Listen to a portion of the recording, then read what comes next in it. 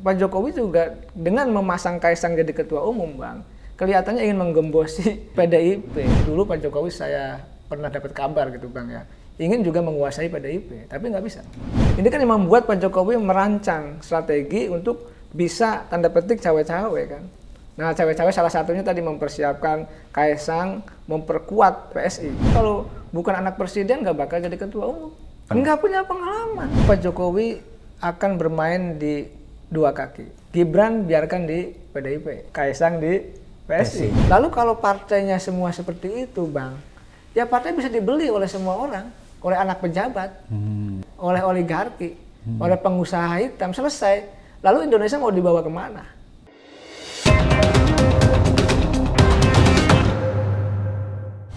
Assalamualaikum warahmatullahi wabarakatuh. Hari ini saya sudah menghadirkan seorang tamu yang luar biasa. Beliau ini adalah pakar politik dari Universitas Al-Azhar Indonesia. Bapak Dr. Ujang Kamarudin. Assalamualaikum. Waalaikumsalam. Saya panggil Kang. Siap, Abang. Gimana kabar Kang Ujang? Alhamdulillah, Sehat? Supaya baik. lebih akrab saya panggil Kang nih. Silakan Kang Ujang mau panggil saya Daeng atau Bang. Kalau panggilan Makassar itu Daeng. Daeng, siap, Bang. Kang Ujang, ini banyak hal yang menghentakkan kita ya. Tiba-tiba kita kaget dengan suasana perpolitikan kita. Kemarin belum lama kita mendengar pernyataan Presiden Jokowi yang cukup mengagetkan kita. Yang dia katakan, aku sudah dapat informasi intelijen tentang gerak-gerik parpol. Dia mau kemana saya tahu ya. Apa yang dia lakukan saya tahu. Itu katanya Pak Jokowi. Kemudian belum lama berselang itu tiba-tiba muncul peristiwa yang lebih mengagetkan lagi kita. Anak Pak Jokowi, Kaisang, ditetapkan sebagai ketua umum PSI. Wah, kaget kita mendengarnya. Karena selama ini kan kita tahu keluarga Pak Jokowi dan Pak Jokowi ini sendiri adalah orang yang dibesarkan oleh PDIP Perjuangan. Apa yang terjadi nih Kang Ujang? Fenomena apa yang sedang terjadi? Ya, saya begini, Bang, kalau saya amati ya, Pak Jokowi ini kan harus landing dengan baik. Oke. Ya, bagaimanapun ketika landing dengan baik, suasana kebatinan Pak Jokowi ini agak terganggu. Oke. Di konstruksi masyarakat kita, Bang, orang yang tidak punya jabatan, mohon maaf ya, harta presiden, wakil presiden, menteri kalau sudah turun, itu tidak dihargai orang. Bahkan cenderung dinyek-nyek kalau bahasa Jawa. Ya, cenderung dikerjai. Bisa menjadi post power syndrome. Iya, bahkan mohon maaf ya kalau kita bicara misalkan Pak SBY ketika turun dari presiden, maka harus menjadi ketua umum Partai Demokrat bahkan. Dia mendowngrade diri. Iya, sebelum dikembalikan, katakanlah diberikan kepada Pak AHY kan, kepada anaknya. Okay. Artinya ketika sudah tidak menjabat presiden, ada posisi kebatinan yang itu juga mohon maaf ya tidak akan dihargai oleh masyarakat. Oleh karena itu Pak Jokowi belajar, Bang. Saya lihat ya, belajar. Kalau dalam teori begini, Pak Jokowi itu biasanya gini, dulu jadi wali kota nggak ngerti karena penjual ini apa mebel. Okay. Jadi belajar ngangkat barbel setengah kilo, lalu 1 kilo. Nah sekarang ini kekuatan Pak Jokowi dalam politik saya lihat ya kekuatannya sudah 20 kilo lah dalam konteks politik. Dia sudah paham. Powerful ya? Ya, seluk-beluk politik karena jabatannya sebagai presiden tadi. Nah dalam konteks mempersiapkan diri ya setelah landing itu ya 20 Oktober 2024 nanti, maka segala sesuatu harus dipersiapkan.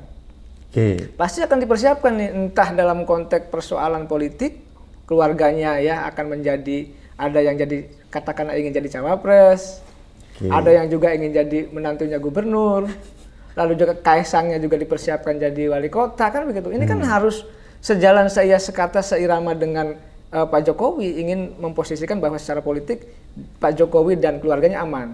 Pertama. Okay. Kedua, kan kita tidak tahu Pak Jokowi ada persoalan hukum nggak ke depan. Iya kan, kalau tidak punya kekuasaan pasti akan dikorek-korek, pasti akan diganggu juga. Ada nggak Bang? Iya, saya tidak tahu. Bang Abraham Samad yang tahu nih. Okay. Pasti saya melihat, mohon maaf, pejabat kita ini bukan malaikat. Kemungkinan besar ya potensi-potensi ya terkait dengan persoalan hukum itu akan ada.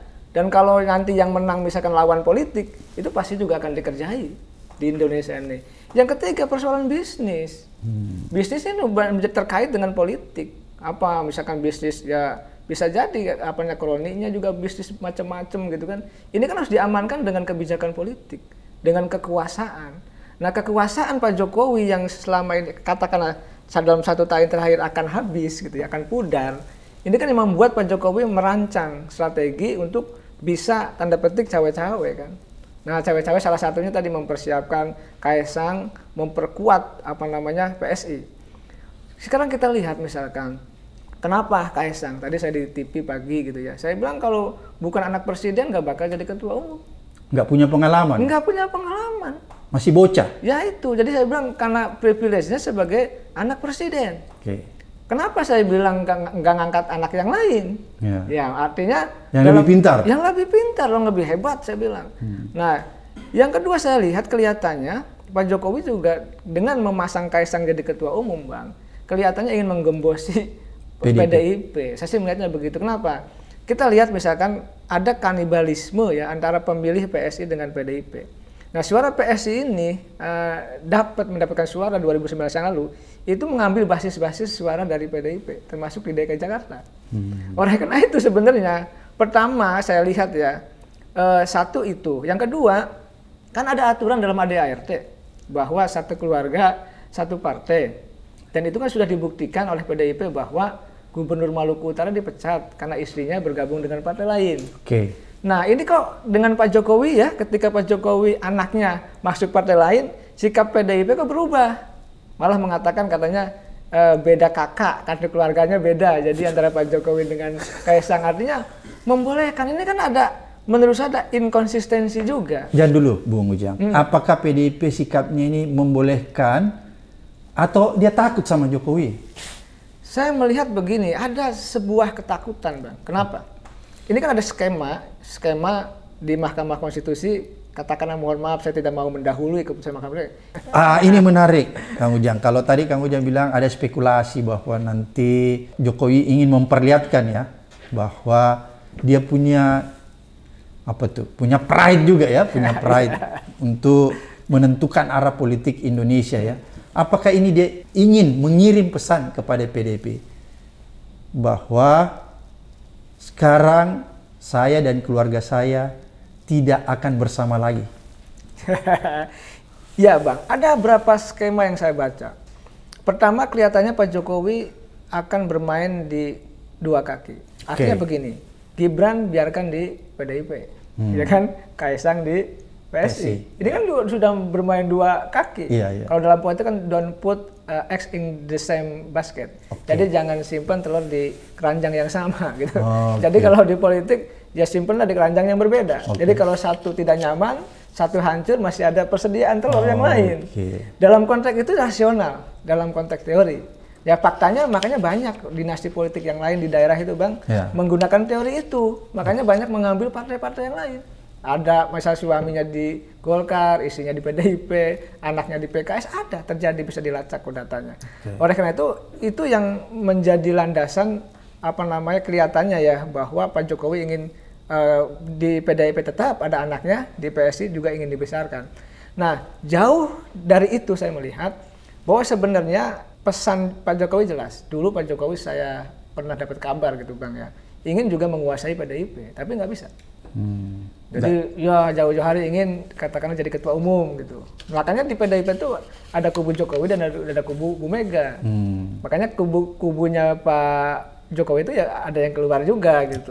Nah, oleh karena itu saya melihat kalau kita baca dari masuknya Kaisang lalu jadi ketua umum, itu saya melihat bahwa ini ada sesuatu yang tidak baik-baik saja di PDIP. Bahkan saya, Bang, dulu menganalisa, biasanya saya analisanya out of the box ya, di luar orang-orang menganalisa gitu. Dulu orang-orang mengatakan bahwa nggak mungkin katanya Jokowi akan berbeda dengan PDIP. Lalu di mana karena letak permusuhan Jokowi dengan PDIP? Saya jelaskan tuh di banyak televisi, Bang. Dan sedikit terbuka tuh analisa-analisa. Terbukti ya? Iya, terbukti sedikit-sedikit. Saya bilang, tuh ya, bahkan teman-teman media mengatakan, kan bener ya ucapan Akang dulu tahun sekian katanya. Terjadi lah katanya, orang-orang belum bicara itu. Makanya ya mohon maaf Bang Abraham Samad ya, saya kadang-kadang mohon maaf, bukan kadang-kadang, laku juga di televisi karena analisanya luar biasa, out of the box aja, sederhana, tapi yang tidak dibaca oleh orang lain. Oke. Jadi ada sisi lain yang harus kita ungkap gitu. Karena saya pernah diajari Bang ya oleh guru saya, profesor saya di UI ya. Saya kan kebetulan ambil ilmu politik di UI. Jangan katanya kalau menganalisa, kalau menyampaikan apapun itu, jangan yang sudah dibaca oleh orang lain. Ada faktor pembeda. Jangan kamu sampaikan apa yang sudah ada di media, apa yang sudah diketahui orang. Nggak bakal laku kamu. Nggak ada perspektif lain. Ya, okay. Oleh karena itu untuk memberikan pendidikan politik ke masyarakat harus ada perspektif lain. Okay. Ada diferensiasi ilmu pengetahuan yang diberikan oleh masyarakat. Sehingga masyarakat tuh, oh ya ini loh, ada perseptif ya, yang memang tidak diberikan oleh orang lain. Okay. Oleh karena itu ya saya katakan tadi, kadang-kadang analisa saya sederhana tapi saya katakan out of the box lah Bang. Saya sih mengatakannya begitu. Oke, jadi ini kan menarik bahwa Jokowi sudah memperlihatkan ya, dia punya pride bahwa dia bukan petugas partai. Ya. Mungkin dia agak tersinggung tuh selalu dikatakan bahwa dia petugas partai. Jadi ingin membuktikan, saya sekarang bukan petugas partai. Saya mengirim anak saya ke PSI untuk jadi ketua dan PSI menerimanya. Ya, saya betul Bang. Saya gestur ya, kenyamanan Pak Jokowi di PDIP itu hampir nggak ada. Oke. Lihat ketika ulang tahun PDIP di Kemayoran, Bu Megawati gitu ya sambutan. Ya Pak Jokowi sangat tersinggung. Lalu coba bedakan Abang ya, gestur-gestur ketika Pak Jokowi hadir di Golkar, hadir di partai lain, selalu bahagia, selalu gembira. Karena diangkat-angkat. Ada kan tingkat kenyamanan. Oke. Jadi ada tingkat penghargaan dari partai yang lain terhadap Pak Jokowi. Oke. Ya mungkin karena PDIP tadi Ibu Mega sangat kokoh, sangat kuat ya dalam konteks menjaga ruh partai yang itu bisa juga bertabrakan dengan keinginan Pak Jokowi. Oke. Misalkan keinginan 3 periode, Ya. kan PDIP tidak mau. Ya itu kan. Tapi itu kan kita harus apresiasi, dia menjaga konstitusi. Justru saya setuju dengan PDIP dalam konteks itu. Ya. Dan kita salah satu anak bangsa, mungkin Bang Abraham bersama saya juga yang menolak itu. Ya. Mati-matian habis-habisan kita menolak itu di televisi. Ya. Bahkan sudah saya jelaskan juga bahwa ketika itu saya ditawarin juga untuk jadi juru bicara Jokowi 3 periode, udah saya sampaikan Bang di banyak televisi. Tapi oke, lupakan itu. Dalam konteks itu saya mengatakan ada perbedaan pandangan kepentingan antara PDIP sebagai institusi partai dengan Pak Jokowi yang juga punya kepentingan secara pribadi gitu. Ya saya sih melihatnya secara historis PDIP ini kan ya bagaimanapun partai ya yang ketika Pak Jokowi jadi presiden itu tidak tinggal diam. Banyak juga kritik-kritik yang diberikan oleh PDIP kepada Jokowi. Misalkan penolakan kehadiran ya tim Israel U20. Itu kan keras juga menolak.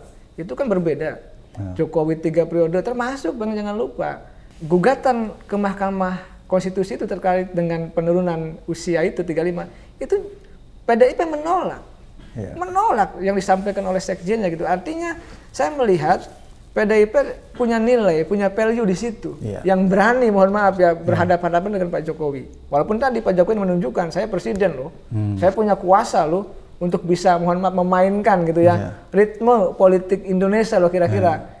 Partai lain sudah tekuk lutut loh di saya loh, tinggal PDIP loh. Nah, kira-kira begitu. Nah, saya melihat dalam konteks Kaisang menjadi ketua umum tadi ya tanda petik ada cawe-cawe di koalisi partai politik yang ingin menunjukkan Pak Jokowi adalah kingmaker.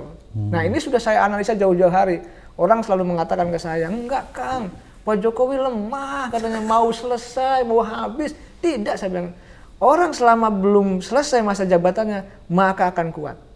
Nah ini juga ada indikasi misalkan pilkada Bang, di November kan, ingin dimajukan ke September. Salah satu indikator. Salah satu indikator itu bahwa Pak Jokowi ketika Oktober masih menjabat, tanggal 20. Artinya kalau pilkadanya September, masih bisa menjadikan menantunya gubernur, anaknya wali kota, ini kan itu.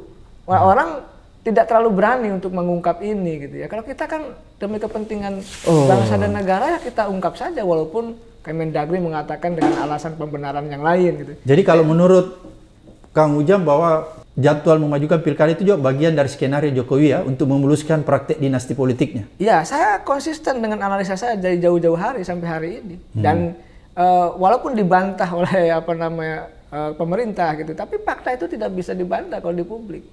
Sekarang saya tantang tadi pagi dengan juru bicara PSI juga di salah satu TV. Saya bilang, kalau Pak Jokowi bagus, hebat, saya bilang, biarkan pilkadanya di November. Biar nanti saya bilang kalah itu, anak menantunya, iya. Kalau Pak Jokowi sudah tidak jadi presiden lagi kalah, kecuali Bang capres yang didukungnya menang, karena ada deal politik kan begitu. Nah ini yang harus kita baca. Tentu terima kasih Bang Abraham Samad sudah mengundang di podcast ini. Kita akan memberikan perspektif ya yang baru bagi publik bahwa sesungguhnya kita ingin menjaga demokrasi.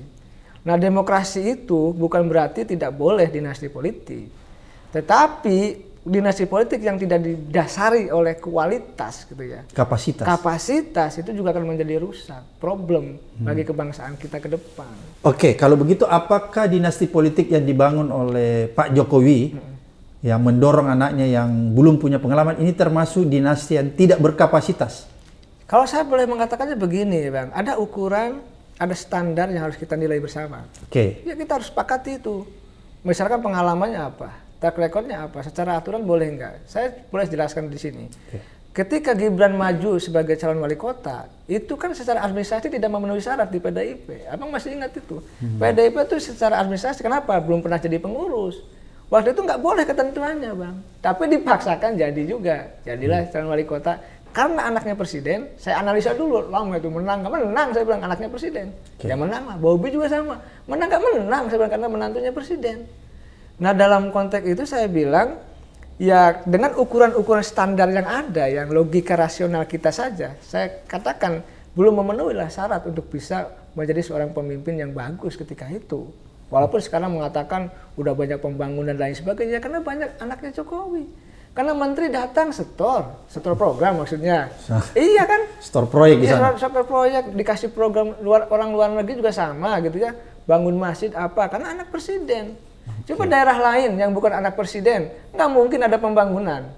Bahkan wali kota, bupati daerah lain yang tertinggal itu ngemis-ngemis ke DPR, minta anggaran. Nggak dikasih? Nggak dikasih, ngemis-ngemis juga ke pemerintah minta anggaran. Ini problem. Kalau anak Pak Jokowi dikasih nggak tuh?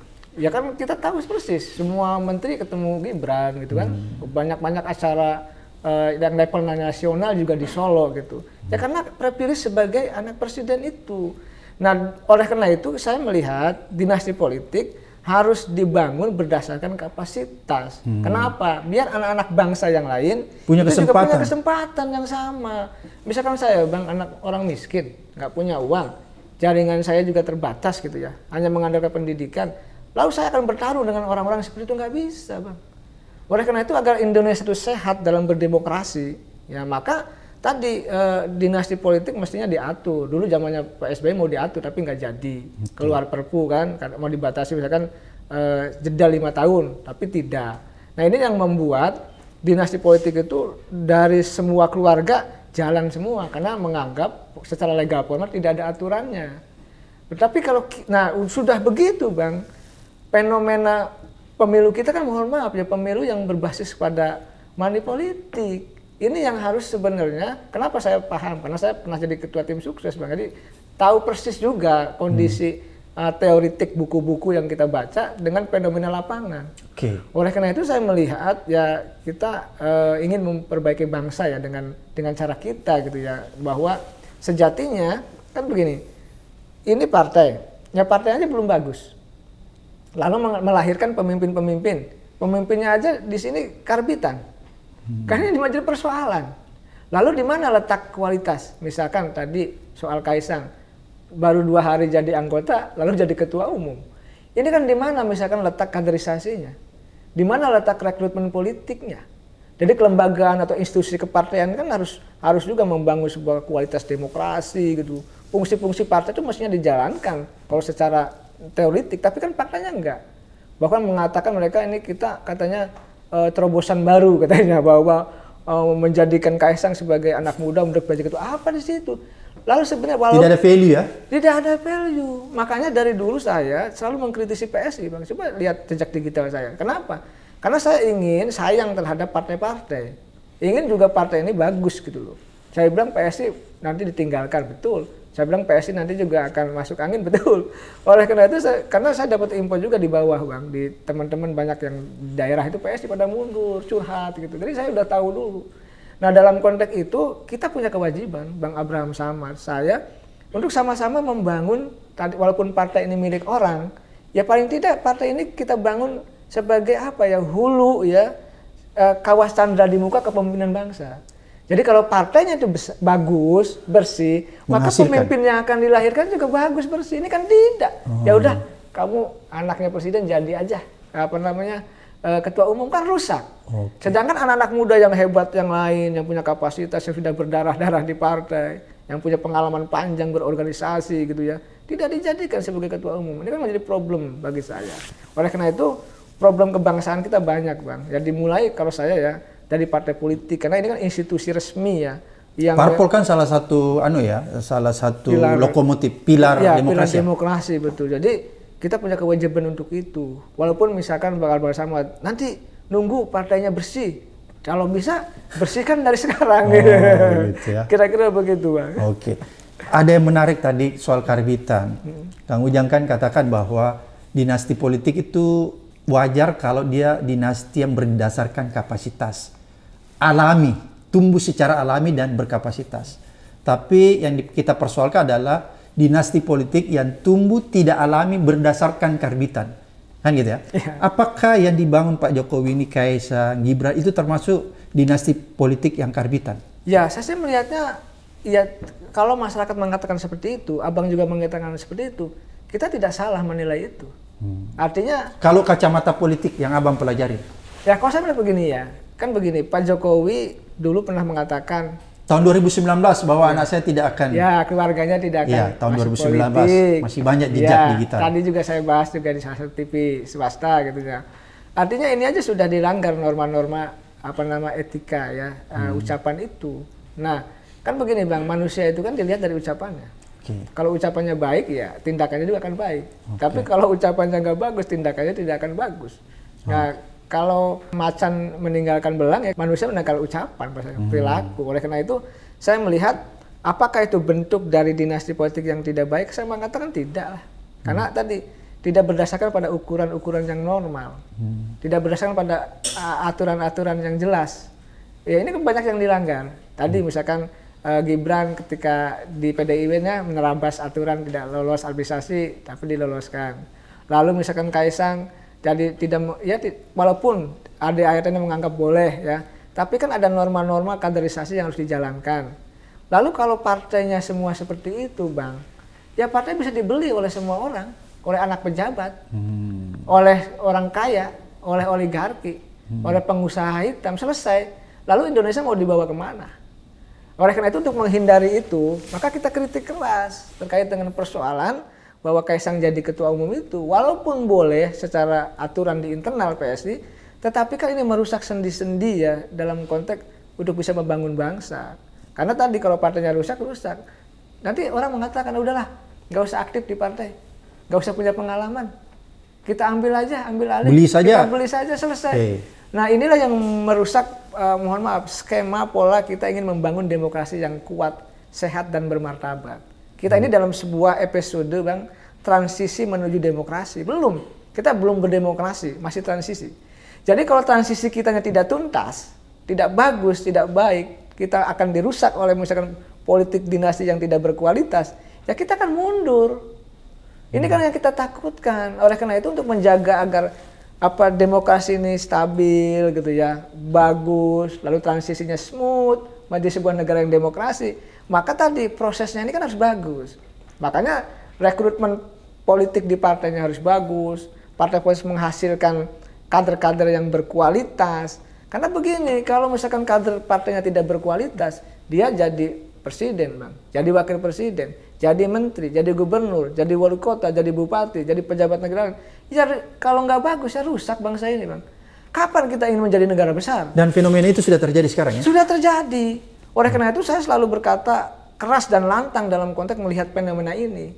Mari kita perbaiki bangsa ini semampu kita gitu Pak. Oke, menarik nih. Ini kita masih di tahapan transisi ya. Dan menurut kacamata Kang Ujang bahwa di tahapan transisi ini seolah-olah kita tidak mengindahkan kaidah-kaidah demokrasi yang ideal. Justru sebaliknya, kita melanggar. Apakah di tahapan transisi ini kelihatannya bahwa kita akan menemui kehancuran demokrasi?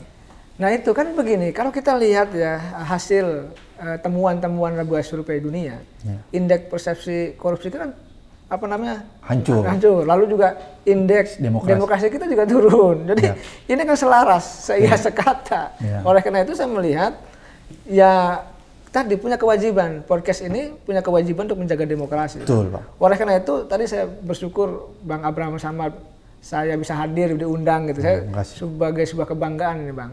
Nah, oleh karena itu saya melihat kalau kita ingin tadi demokrasinya bagus, baik gitu. Paling nggak ada 3 faktor yang harus kita bangun, Pak. Pertama, itu faktor pendidikan, Bang. Jadi kalau pendidikan kitanya, masyarakatnya belum bagus, belum tinggi, belum berkualitas, jangan berharap demokrasi kita akan bagus. Itu sudah menjadi sebuah teori. Jadi Indonesia ini mohon maaf bisa dicek ya, kalau saya salah dikoreksi ya, bahwa kita ini rata-rata pendidikan kita ini, Bang, belum SMP. SMP-nya belum lulus. Bisa cek di data BPS. Dan itu juga saya cek di data BPS dan cek juga pernyataannya dari Ketua Komisi 10. Kemarin kita sama-sama di salah satu TV. Jadi itu terkonfirmasi kalau masyarakat kita masih pendidikannya rendah, maka membangun kualitas demokrasinya akan tertatih-tatih. Nah itu penting. Yang kedua, yaitu soal tingkat ekonomi masyarakat, pendapatan. Jadi kalau masyarakatnya masih miskin, jangan berharap pemilunya tidak diwarnai oleh money politik. Politik uangnya? Politik uangnya akan masif, Bang. Saya ini pernah menjelaskan tentang money politik, Bang, di RRI, Bang. Kalau di TV sudah sering, karena kalau TV kan tidak bisa interaktif. Tapi kalau di radio itu langsung masyarakat bisa bertanya gitu. Saya jelaskan, Bang, panjang lebar, hampir 1,5 jam. Dari Sabang sampai Merauke yang bertanya itu, Papua, Maluku, Aceh, hampir Jakarta, yang mengkonfirmasi ke saya bertanya sebagai narasumber ya di RRI itu, mengatakan semua tidak ada yang membantah, Bang, satu pun. Semuanya mengiyakan. Bayangkan. Ini kan sebagai bukti bahwa tadi pemilu kita ya masih diwarnai banyaknya masifnya money politik.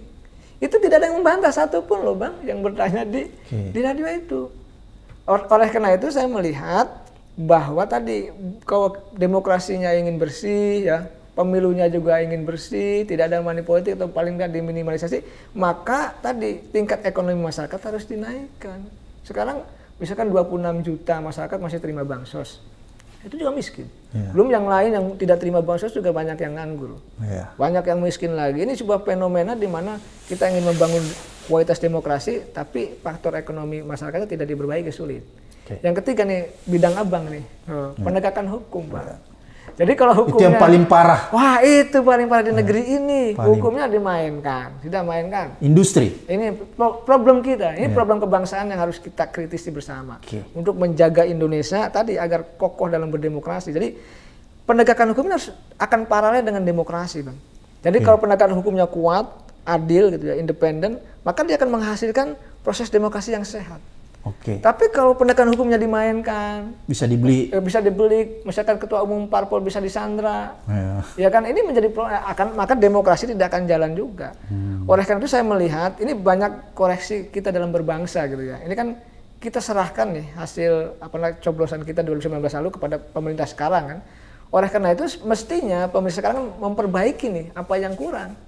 Mengkoreksi, bukan hanya misalkan persepsi tingkat kepuasan masyarakat tinggi gitu. Itu kan survei juga bisa dibayar. Kita tidak tahu. Tetapi kan fakta dan kondisi lapangan juga harus kita baca.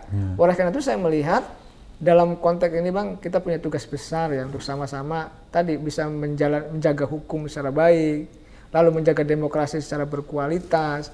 Oleh karena itu ya saya bersyukur, Bang. Saya dosen biasa gitu ya. Lalu diberi Tuhan jalan sebagai pengamat politik untuk bersuara tadi sedikit demi sedikit yang saya punya, ilmu yang sedikit ini sama-sama bisa berbagi terkait dengan persoalan-persoalan kebangsaan yang ya banyak persoalan yang tidak tuntas. Misalkan hutang aja kita udah 8.000 triliun. Saya tuh, Bang, 4 tahun yang lalu didatangi oleh teman-teman RCTI gitu ya, diskusi gitu. Waktu itu hutang masih 4.500 triliun gitu ya. Itu hitungannya sudah 25 juta per kepala. Katanya kalau sekarang dihitung sudah 29 juta kalau 8.000 triliun. Artinya ini menjadi problem juga. Sampai hari ini kan nggak bisa bayar juga. Nah oleh karena itu, kenapa bangsa yang kaya kan ya? kita ini kata orang Timur Tengah Bang, teman saya datang ke sini, ini surga yang ada di dunia Indonesia ini. Dan jangan lupa katanya bahwa di Indonesia tidak ada yang tidak ada, tapi kita salah kelola, tapi kita banyak korupsinya, tapi tadi kita menghadirkan penguasaan negara, penguasaan sumber daya alam kepada segelintir orang, sehingga masyarakat seperti kita tidak menikmati itu. Tidak adil ya? Tidak adil. Oleh karena itu ya tolong ya penyelenggara negara ya untuk berbuat yang seadil-adilnya untuk kepentingan masyarakat bangsa negara. Kenapa? Ya bagaimanapun mereka harus punya legasi yang baik. Jadi bukan hanya sekedar membangun pencitraan, lalu mohon maaf ya, kalau saya katakan mereka ya sesuka-suka mengatur ritme koalisi, mengatur negara, sehingga yang substansi ini tidak terpecahkan. Pendidikan masih kurang, ekonomi masyarakat banyak yang nganggur, hukum masih compang-camping. Ini kan harus kita koreksi bersama untuk kebaikan bangsa, begitu Bang. Oke, Kang, ini kalau kita lihat ya setelah Kaisang jadi Ketua Umum PSI, apakah ini akan mempengaruhi peta Pilpres yang akan dilaksanakan nanti? Ini petanya bagaimana nih Kang? Ada Prabowo, ada Ganjar, Anies. Ya saya melihat begini, dalam seminggu ini saya bolak-balik televisi Bang, menanyakan ada 2 poros kah, 3 poros kah, kan apa yang terjadi? Iya, ada beberapa skema yang kelihatannya dimainkan oleh para kingmaker ya. Ada beberapa skema, misalkan bisa ada skema 3 poros seperti saat ini normal. Artinya Anies, Prabowo, Ganjar. Kalau tidak ada pergeseran. Itu skema pertama. Skema pertama. Ada juga skema kedua, 2 poros. 2 poros ini bisa juga ada poros Prabowo dengan pasangannya, Ganjar dengan pasangannya, tapi tanpa Anies.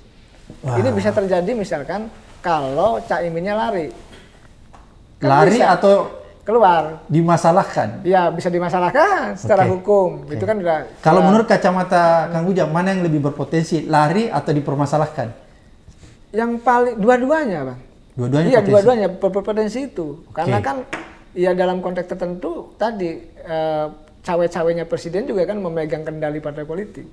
Apakah gaya Caimin itu bisa diidentifikasi bahwa suatu waktu dia bisa tidak setia, dia lari? Ya saya sih melihat semua kemungkinan bisa terjadi di politik. Tidak ada. Misalkan Caimin ketika di Prabowo ya, kan tidak sabar juga lalu keluar. Karena sudah ada tawaran dari Anies. Ya itu memang tidak salah. Tetapi yang rawan adalah ketika misalkan Anies sudah berkoalisi dengan Nasdem, PKS dan PKB, tahu-tahu PKB-nya keluar. Ini kan kurang 20% Bang, antara PKS dengan Nasdem. Ini memungkinkan tidak juga. Dan ini juga dikhawatirkan oleh internal di tim Anies gitu. Oke, saya mau kunci dulu di sini. Kang Ujang, ini kalau terjadi sesuatu menurut Kang Ujang, bisa terjadi 2 poros ya? Ya. Poros pertama? Ya, tadi poros pertama bisa Ganjar dengan pasangannya dan Prabowo dengan pasangannya. Anies nggak jadi? Nggak jadi, tapi ada skema yang kedua. Nah, untuk membendung Anies, katakanlah Anies jalan. Hukum tidak dimainkan, katakanlah ya. Lalu potensi lari juga kecil, bisa nggak jadi. Artinya Anies dan Caimin tetap. Nah ini bisa bergabung antara Prabowo dengan Ganjar. Nah ini potensi juga Bang. Kan udah ada pernyataannya Mbak Puan mengatakan ya bisa saja katanya Pak Ganjar jadi cawapres, sudah terbuka itu di media, sudah sampaikan seperti itu. Tapi kita lihat saja dinamikanya seperti apa. Yang kedua saya melihat, nah kalau ini 2 poros ya berhadapan-hadapan nih antara perubahan dengan keberlanjutan. Nah oleh karena itu ya ini menarik. Cuma persoalannya ada titik di mana saya lihat bisa juga kembali ke 3 poros. Kalau Ganjarnya maju, Prabowo-nya juga sendiri, lalu Anies dan Caimin juga maju. Jadi semua skema ini sedang dikalkulasi oleh mereka ini kelihatannya. Karena begini, dari 3 capres ini semua punya potensi menang. Karena elektabilitasnya kan tidak terlalu jauh. Misalkan Anies pun masih di bawah nomor 3, tetapi tetap dia masih bisa mengungguli dalam konteks bertarung. Karena gini, kalau kita bicara Pilpres 2004, Pak SBY maju, itu elektabilitasnya 60%. Karena 60% kuat, menang. Pak Jokowi juga sama. Di 2014 ketika pertama kali maju ya, itu maju mundur 60% juga, menang juga. Nah hari ini capres itu belum ada yang sampai 60% juga, masih di angka ya 52 gitu ya, bahkan ada yang 50% ke bawah gitu.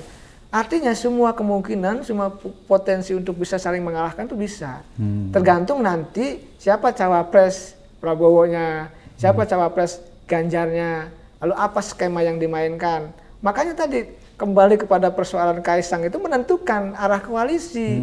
Kenapa? Karena posisi Kaisang ini juga akan menentukan posisi Jokowi di mana. Gitu. Kalau Kang Ujang lihat di mana kira-kira setelah Kaisang jadi ketua PS ini, bagaimana arah? Nah sekarang sedang saling mengintip, Bang. Sedang membaca masing-masing. PDIP, saya dapat kabar sedang menunggu keputusan MK. Apa Gibran jadi cawapresnya Prabowo. Jadi sedang menunggu nih detik-detik terakhir menuju pendaftaran di 19 sampai 25 Oktober. Jadi semuanya ini sedang menunggu kekuatan masing-masing untuk mengeluarkan kartu asnya masing-masing gitu. Karena dalam politik tentu harus lawan dulu yang mengeluarkan strateginya, baru akan dibaca oleh pihak lain. Nah, saya melihat ya PDI sedang menunggu arah-arah apa yang akan dilakukan oleh Pak Jokowi begitu dalam membuat skema koalisi yang ada saat ini. Oke, tadi dua poros tuh. Yang paling memungkinkan kalau dua poros itu siapa yang akan bertarung? Prabowo berhadapan Ganjar atau Prabowo melawan Anies? Ya, skema dua poros ini kan sudah lama. Sudah lama, setahun yang lalu, bahkan Pak Jokowi kan sudah mengatakan sebenarnya dari dulu dia ingin menyatukan Prabowo dengan Ganjar dengan Prabowo. Itu sudah lama dan sudah diakui juga, sudah disampaikan juga ke teman-teman media. Dan kalau nggak salah 3 bulan yang lalu ketika ketemu Projo juga sudah mengatakan, wah agak sulit nih katanya menggabungkan antara Pak Prabowo dengan Pak Ganjar dengan Pak Prabowo itu. Lalu saat ini nih sekarang ini muncul lagi skema dua poros penggabungan itu. Tetapi sekarang kalau komprominya jadi nih Bang, antara misalkan Prabowo, Megawati dan Jokowi mungkin bisa dua poros itu. Tapi kalau komprominya nggak jadi, nggak deal, ini kemungkinan 3 poros begitu. Ataukah bisa nggak kalau menurut analisa Kang Ujang kalau tidak jadi komprominya, tetap bisa 2 poros tapi yang berhadapan Prabowo dan Ganjar, Anies disingkirkan? Mungkin tadi skema bahwa Cak Imin lari atau Cak Imin terkena persoalan hukum. Jadi kira-kira bisa? Skema politik di Indonesia apa yang tidak jadi? Saya melihat misalkan kita baca ketika Nasdem melawan Pak Jokowi dengan mengusung Anies sebagai capres di awal-awal, bisnisnya diganggu kan, lalu juga misalkan CPT-nya juga kena gitu kan, itu kan persoalan-persoalan politik yang mempengaruhi persoalan hukum. Ya memang ada kerugian negara, memang ada hasil audit, tetapi kan tidak terlepas dari persoalan politik. Ya ini agak rawan memang Anies dengan Cak Imin ini, karena kemarin di Makassar 1 juta orang hadir, itu juga sebuah kekuatan yang cukup real ya, yang tentu juga mengkhawatirkan bagi lawan-lawan politik yang lain. Ya pasti dengan skema seperti ini, dengan psikologis seperti ini, pasti juga akan dilemahkan dalam konteks politik begitu Bang. Oke, Kang Ujang, saya ingin kembali di awal tadi bahwa dinasti yang dibangun ini adalah dinasti yang tidak berkapasitas ya, lebih cenderung ke karbitan. Apakah praktik dinasti yang terbangun berdasarkan karbitan itu justru memperlihatkan bahwa kita sedang memperlakukan ketidakadilan terhadap semua orang? Karena kenapa kita akan menutup ruang-ruang orang-orang yang mungkin berasal dari kelas bawah tapi dia bisa sekolah tinggi, tapi dengan adanya praktik dinasti ini maka orang-orang yang sekolah, orang-orang yang pintar, orang-orang yang berasal dari masyarakat bawah yang sudah sekolah tidak punya akses jadi pemimpin. Karena akses itu hanya dimiliki oleh orang-orang yang punya orang tua pejabat dan lain sebagainya. Ya itulah yang kita kritik bersama Bang. Ya saya lahir dari petani ya yang jadi dosen kebetulan ya. Tugas kita ini kan mengingatkan gitu ya. Bukan berarti kita orang baik, bukan berarti saya orang baik, bukan. Tapi mengingatkan potensi-potensi ya bahwa dinasti politik itu tadi membangun sebuah konstruksi ketidakadilan. Iya, bukan hanya ketidakadilan. Dia akan juga membangun sebuah jembatan atau bridging. Dia bisa juga terkait dengan persoalan korupsi, Bang. Dia saja di daerah banyak itu yang mereka itu anaknya, bapaknya, istrinya ya jadi dari dinasti politik, menguasai semua jaringan politik, birokrasi, sumber daya, maka terjerat oleh korupsi. Dan ini banyak. Oleh karena itu saya sepakat dengan perkataan Abang yang bahwa ini membangun sebuah konstruksi ketidakadilan? Iya. Jadi banyak anak-anak bangsa yang lain dari katakanlah 270 juta jiwa lebih anak bangsa ya, yang kita dikalahkan oleh dinasti politik yang tadi yang minim kualitas. Kita akan terima kalau memang punya kapasitas yang bagus. Ya punya ide dan gagasan, punya value, ya punya value, punya integritas, punya visi misi, punya program. Itu yang kita inginkan, tidak masalah. Justru kita akan dorong itu sebagai sebuah kebanggaan. Tapi ini justru sebaliknya. Ya ini sebaliknya. Makanya rakyat mengkritik. Makanya rakyat tidak sepakat. Saya banyak Bang berkeliling ke daerah-daerah, bahkan ngisi BIMTEK anggota DPRD. Mereka curhat di belakang layar kan ya, terkait persoalan dinasti politik ini, lain sebagainya. Mereka tidak setuju. Tapi mereka juga tidak bisa bicara. Nggak berdaya. Makanya acara Speak Up ya, podcast Abang ini tempatnya Bang. Nah, untuk memberdayakan ya kekuatan masyarakat yang selama ini lemah. Mari kita dorong. Jadi yang menguasai bangsa ini jangan hanya kaum oligarki yang sudah kaya, lalu juga dinasti politik yang sudah punya segalanya gitu. Justru kita ingin menghadirkan kepemimpinan bangsa itu diangkat dari orang-orang yang orang bawah, orang kecil yang punya kapasitas bagus. Baru kita ingin membangun Indonesia yang berkualitas gitu. Dan itu banyak loh anak-anak bangsa kita yang sebenarnya pintar, yang ada di pelosok-pelosok, tapi kenapa mereka tidak bisa naik ke atas? Karena orang tua mereka berasal dari orang yang biasa-biasa. Mereka tidak punya akses, padahal mereka pintar, punya kualitas dan punya integritas yang kuat. Jadi terhalangi oleh adanya praktik dinasti. Nah, Abang coba cek siapa misalkan wali kota, bupati muda itu terkait dinasti dan oligarki. Bapaknya. Ya, bapaknya A, B, anaknya B dan C. DPR RI siapa yang katakanlah mohon maaf ya legislatif milenial ya, yang muda-muda itu anaknya A, anaknya B, anaknya C, anaknya D. Lalu juga misalkan staf khusus milenial, Pak Jokowi sama juga, anaknya A, anaknya B, anaknya C. Bukan rakyat jelata ya? Ya, artinya kalau kita ingin seimbang dalam membangun bangsa, beri porsi juga beri kepada peluang yang sama kepada anak bangsa yang lain. Yang tadi yang kata Abang tidak punya akses, tapi punya kualitas. Ini harus diperhatikan. Oleh karena kapan bangsa ini berpikir ke sana gitu? Kalau mohon maaf kalau politik kita dikuasai oleh kepentingan-kepentingan dinasti politik itu. Bukan tidak boleh silahkan, tapi bangun kualitas begitu. Bang, ini kan menarik nih kalau kita lihat ya. Tadi bicara tentang MK. Kalau misalnya MK nekat memutuskan ya bahwa batas ambang umur bisa 35 kan Gibran maju jadi wakil. Ada informasi intelijen juga, informasi di bawah meja. Katanya Pak Jokowi belum 100% tuh mendorong Gibran, walaupun nanti MK memutuskan bahwa boleh. Dia masih ragu-ragu mendorong Gibran menjadi wakil presiden di antara salah satu presiden misalnya Prabowo. Kenapa dia ragu? Karena dia melihat kalau ini terjadi maka ada penolakan yang kuat dari masyarakat tentang politik dinasti. Akhirnya apa? Ada spekulasi menyatakan ada kemungkinan Pak Jokowinya maju sebagai wakil presiden. Apa itu memungkinkan? Loh kan spekulasi itu. Keputusan MK kan sudah melarang, Bang.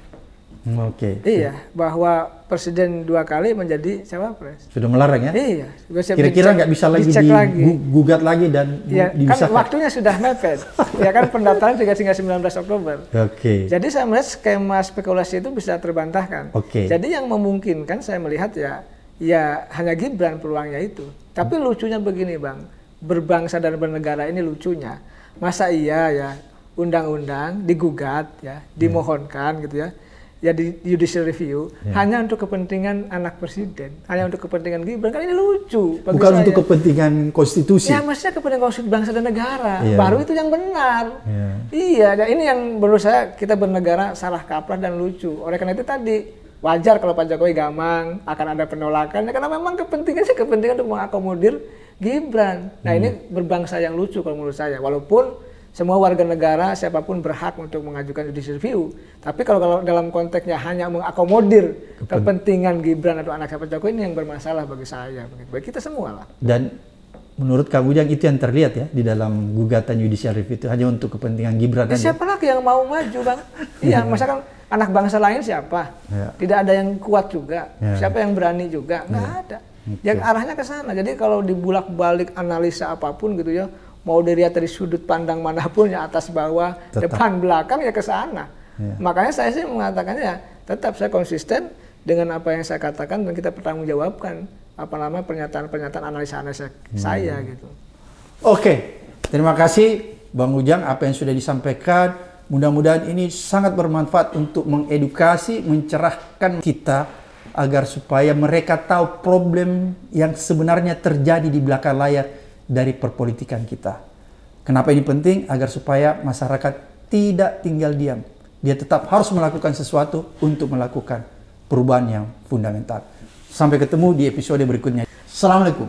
Waalaikumsalam warahmatullahi wabarakatuh.